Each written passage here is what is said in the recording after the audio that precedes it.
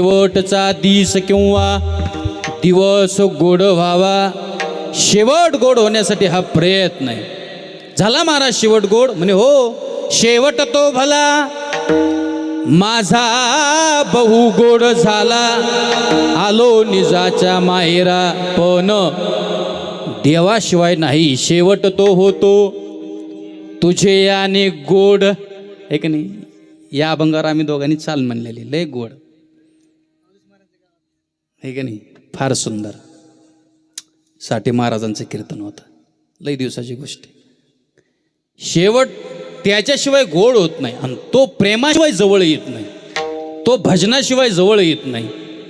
देवाला जवळ करायचं असेल, देवाला जर आपल्या समोर आणायचं असेल, त्याला जर आकळायचं असेल, एरवी ना आकळी करतळे आवळे तैसा हरी, तर त्याच्याकरता प्रेम लागतो.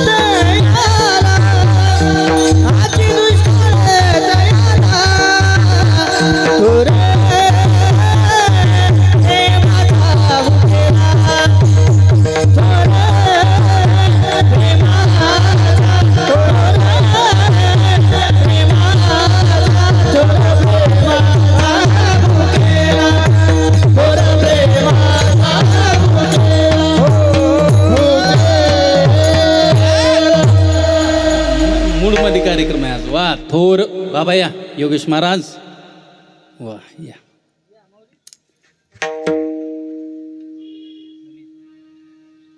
हे आमचे अतिशय जीवलग मित्र आहेत बरं का. त्यांच्याकडे आत्ता माझं काल्याचं कीर्तन झालं. जामगावला राहतात महाराज.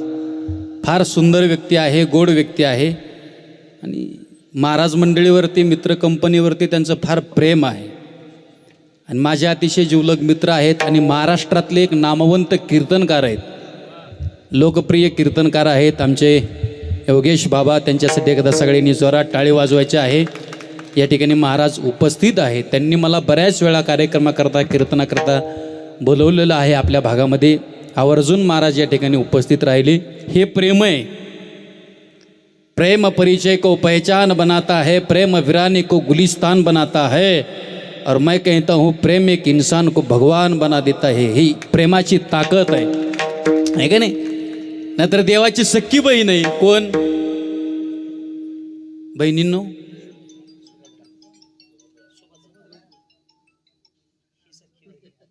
विना वाजू नका, विना वाजू नका. फक्त तुम्ही सूर धरा, असं फक्त सूर धरा. देवाची सख्खी बहिणी. बहिणींनो कोण? मी तुम्हाला फक्त बहिणींनो म्हणतो, हा, लाडक्या म्हणत नाही. म्हणलं असतं लाडक्या, पण मी सरकारमध्ये नाही. मी आमदार असतो, खासदार असतो, एखादा मंत्री असतो, मला पद दिलं असतं एखादं, तर मी म्हटलं असतं. पण मी कोणत्या पक्षाचा नाही, मी कोणत्या सरकारमध्ये नाही. उगाच कशाला लाडक्या म्हणू? मी जर तुम्हाला आज लाडक्या म्हणलं, तुम्ही जर पगार मागायला माझ्या दारात आलात तर, आहे का नाही भानगडेच. त्याच्यापेक्षा लाडक्या म्हणण्यापेक्षा नुसतं तुम्ही माझ्या बहिणीत. बहिणींनो, देवाची सख्खी बहीण आहे कोण? सुभद्रा. मानलेली कोण आहे? हा, द्रौपदी. पण प्रेम आहे का? प्रेम. देव कुणाच्या बी दारात जायला रिकामा नाही. काय सुंदर आहे. श्यामची आई चित्रपट आहे, त्याच्यातलं हे फार सुंदर आहे. प्रेमाशिवाय काही नाही हो. भर जरी ग पितांबर,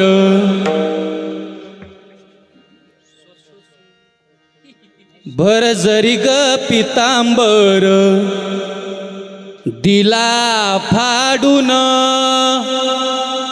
प्रेम आहे का? भर जरी ग पितांबर, दिला फाडून. द्रौपदीस बंधू शोभे नारायण, सुभद्रा कृष्णाच्या पाठची बहीण. शब्द घरी घेऊन जा, हे फार सुंदर आहेत. सुभद्रा कृष्णाच्या पाठची बहीण विचाराया गेले नारद म्हणून. काय झालं? बोट श्रीहरीचे कापले गबाई, बांधायाला चिंदी लवकर दे. सुभद्रा बोलली शालून पैठणी फाडून देऊ का, चिंदी तुम्हास मी पाठची बहीण झाली वैरीन. द्रौपदीस बंधू शोभे नारायण. काय सुंदर आहे. द्रौपदी बोलली हरीची मी कोण, परी मला त्याने मानली बहीण. ऐका, काळजाची चिंदी काढून देईन, एवढे तयाचे माझ्यावरी ऋण.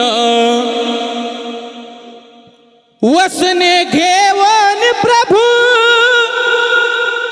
राखी माझी लाज,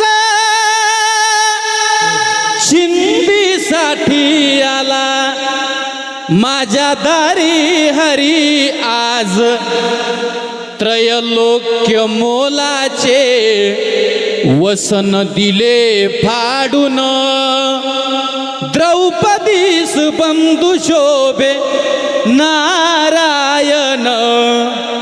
इथं अंडरलाईन करा बाळवणीकर.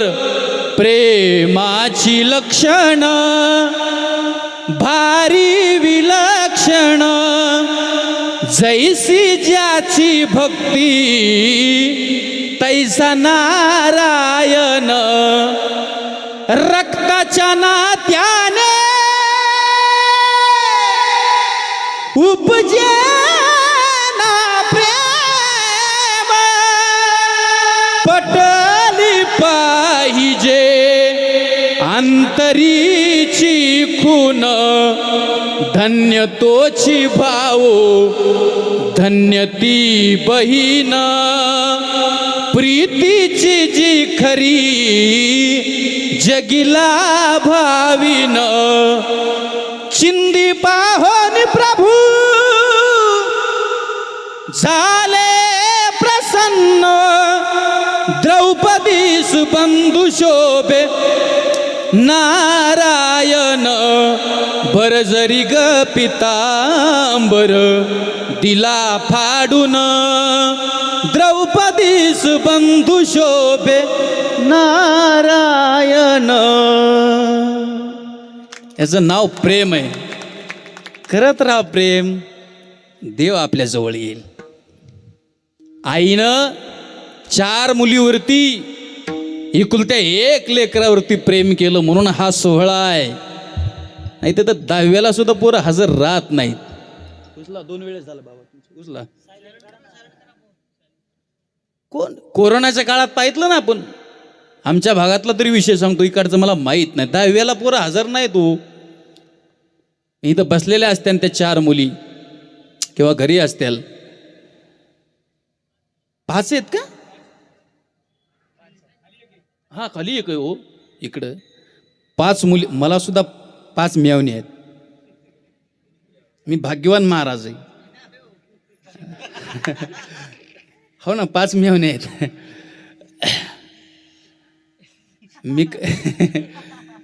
मी सासरवाडीला कधी गेलोच तर 5 मेवण्या माझं दर्शन घेतात आणि 500-500 रुपये दक्षिणा देतात. म्हणजे आपलं डिझेल भागत असं. पण ती माय भाग्यवान आहे ज्या माईला 5-5 मुली आहेत. तो बाप भाग्यवान आहे त्या बापाला 5-5 मुली आहेत. हा नाही एकुलता 1 मुलगा. या माईने या लेकरावरती प्रेम केलं, संस्कार केले, म्हणून हा आजचा कीर्तनाचा सोहळा आहे का नाही? म्हणून हा आजचा हा आनंद आहे. माझ्या आईला, माझ्या माईला देवाच्या पायाजवळ जागा मिळाली पाहिजे, या मुलाचा आणि या 5 मुलींचा हा अट्टास आहे. सज्जनानो, माय सांगायला गेलो तर तास पुरणार नाही. खरं तर कीर्तनाची वेळ आपली 12च असते, पण दिलीप भाऊ म्हटले महाराज जरा 5-10 मिनटं जास्त घ्या, म्हणून एक 5 मिनटं आणखीन घेतो. ज्याला डोळे नाहीत ना त्याला डोळ्याची किंमत विचारा, ज्याला हात नाही त्याला हाताची किंमत विचारा, ज्याला पाय नाही त्याला पायाची किंमत विचारा, ज्याला बाप नाही त्याला बापाची किंमत विचारा. आणि भाळवणी कर, ज्याला माय नाही ना त्याला माईची किंमत विचारा. ऐका, राहू द्या बाबा.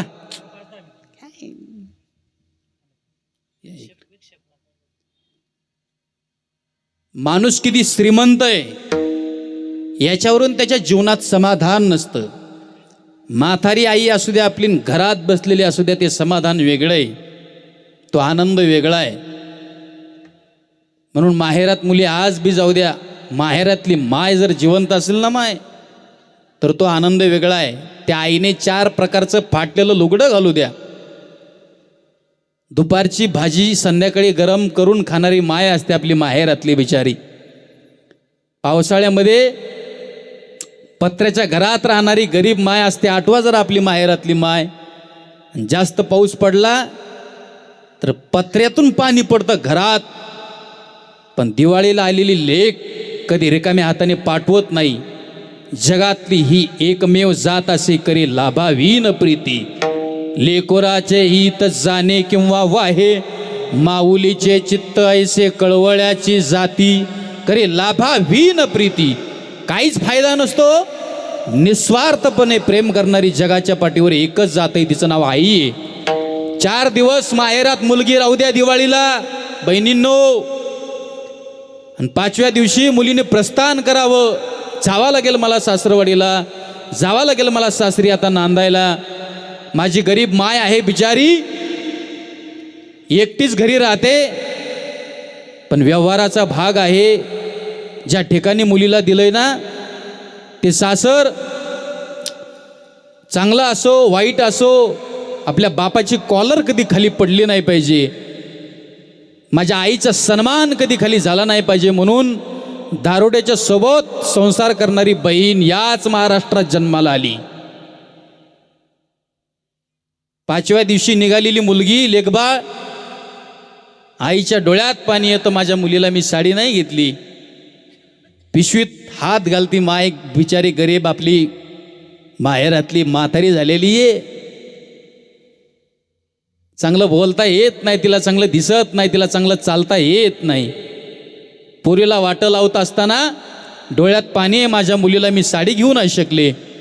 500 रुपयाची साडी घेण्या इतपत माझ्याकडे पैसे नाहीत, पण जाऊ द्या, माझ्या मुलीची पिशवी रिकामी गेली नाही पाहिजे म्हणून कमरातल्या पिशवीत हात घालते माय. 10 रुपयाची नोट आहे का बघते, पण कमरातल्या पिशवीत 10 रुपयाची नोट सुद्धा निघत नाही. इतका गरीब काही काही आईंचा संसार आहे आज सुद्धा. पण माहेरात माय जिवंत असू द्या, माझ्या मुलीची पिशवी रिकामी जाऊ नये म्हणून पळत जाते नाणीमध्ये आपली माय, आणि साबणीचा तुकडा का व्हायना पण मुलीच्या पिशवीत टाकल्याशिवाय राहत नाही. ही जिवंत असणाऱ्या आईची कहाणी आहे. Hello hello